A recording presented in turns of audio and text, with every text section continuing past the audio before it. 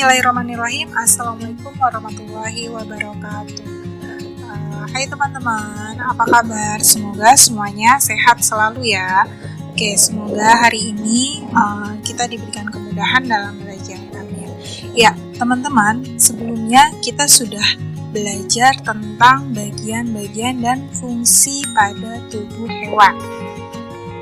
Sekarang, di tema 3 sekarang, kita akan bahas tentang bagian-bagian dan fungsi pada tumbuhan. Nah, bagiannya apa saja ya bagian-bagian tumbuhan? Ya, yang pertama yaitu dari bawah ada bagian akar, kemudian ada batang, daun, bunga, kemudian buah. Ya, kita bahas satu persatu ya. Yang pertama yaitu bagian akar. Akar adalah bagian tumbuhan yang biasanya berada di dalam tanah.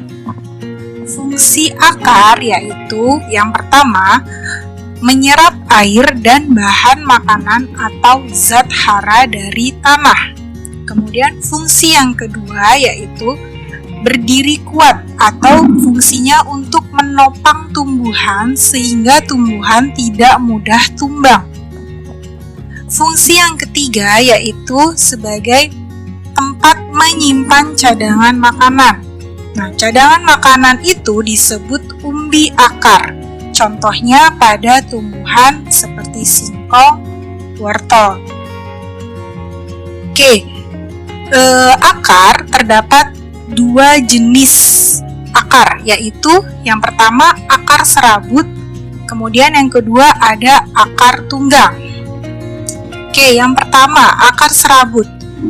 Ciri-cirinya tidak memiliki akar utama dan tumbuhnya biji berkeping satu atau disebut monokotil. Jadi tumbuhan bijinya berkeping satu, yaitu monokotil. Contohnya pada tumbuhan kelapa, jagung, singkong, padi.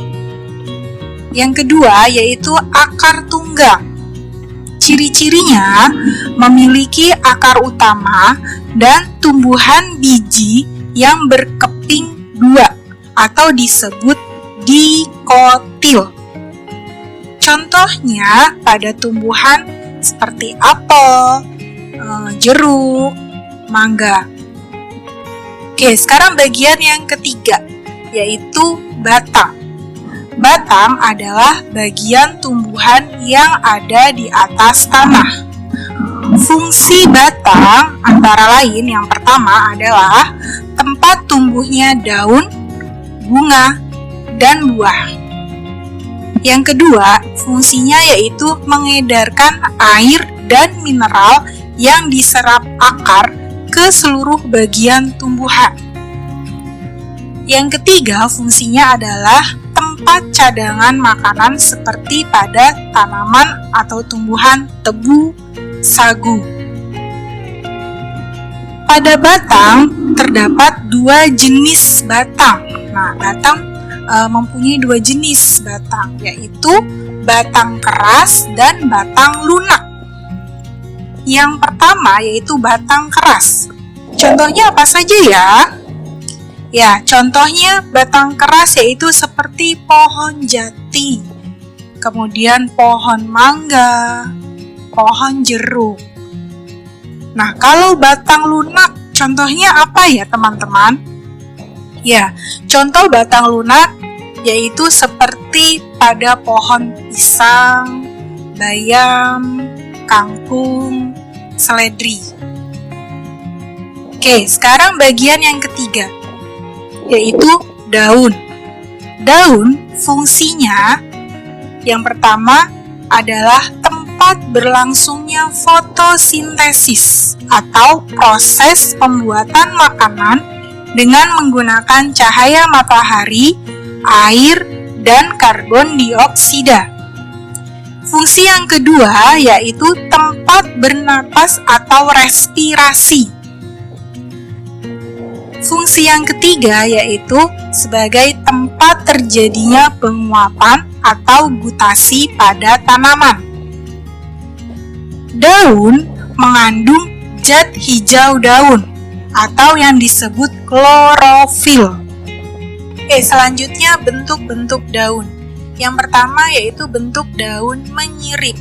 Contohnya pada daun jambu, daun mangga, kemudian daun rambutan, pohon rambutan. Oke, yang kedua yaitu bentuk daun sejajar. Contohnya pada tanaman atau tumbuhan jagung, padi. Yang ketiga bentuk daun menjari. Contohnya yaitu pada daun singkong, kemudian ada daun pepaya, daun jarang. Nah, yang keempat yaitu bentuk daun melengkung. Contohnya adalah seperti daun sirih. Oke, yang keempat yaitu bagian bunga. Bunga berfungsi untuk alat perkembangbiakan. Nah, teman-teman bisa lihat ya bagian-bagian pada bunga, yaitu ada mahkota, kelopak bunga, kemudian tangkai bunga, kemudian ada kepala sari, benang sari, kepala putik, kemudian tangkai putik, dan ada bakal biji. Oke, teman-teman, bunga disebut bunga sempurna apabila memiliki dua bagian, yaitu benang sari yang sebagai alat kelamin jantan, dan yang kedua yaitu bagian putik, yaitu alat kelamin betina. Nah, bunga disebut bunga lengkap apabila memiliki 4 bagian, yaitu kelopak bunga, memiliki kelopak bunga, mahkota bunga, benang sari, dan putik. Nah, pada bunga itu terjadi penyerbukan. Penyerbukan adalah jatuhnya serbuk sari ke kepala putik. Proses penyerbukan dapat dibantu oleh angin, burung, serangga, air, dan manusia. Ya, contoh bunga sempurna yaitu contohnya ada bunga mawar, bunga matahari. Kemudian contoh bunga lengkap yaitu contohnya bunga bakung, kemudian bunga sepatu. Untuk contoh bunga tidak lengkap seperti bunga kamboja, kemudian bunga kelapa. Oke, teman-teman, lanjutnya yaitu yang kelima, yaitu bagian buah. Buah berfungsi melindungi biji sebagai bakal tumbuhan baru dan menyimpan cadangan makanan. Oke, bagian-bagian buah yaitu ada bagian kulit buah, kemudian tangkai buah, dan daging buah, serta ada bagian biji.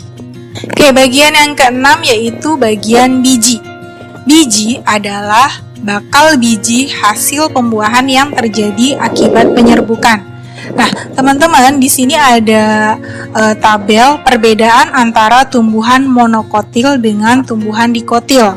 Ya, tumbuhan monokotil adalah tumbuhan yang berbiji atau berkeping satu.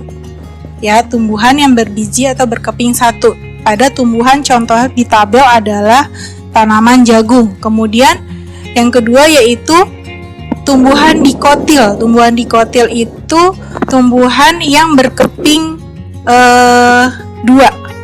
Berkeping dua. Contohnya yaitu pada tanaman kacang tanah. Oke, teman-teman, untuk menambah pengetahuan dan wawasan kalian bisa membaca atau melakukan literasi pada teks bacaan tentang tanaman obat keluarga atau toga di halaman 133 sampai 136 ya. Nah, tadi Miss sudah menjelaskan tentang bagian-bagian dan fungsi pada tumbuhan.